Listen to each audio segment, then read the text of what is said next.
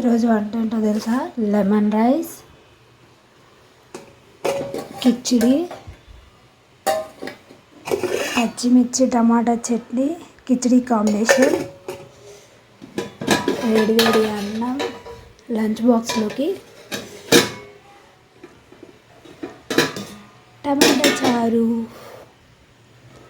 ఇది మా వారి లంచ్ బాక్స్లోకి లెమన్ రైస్, కిచిడి, చట్నీ. ఇవి tiffin. Thank you all. Subscribe చేసుకోండి, లైక్ చేయండి, షేర్ చేయండి, కామెంట్ చేయండి.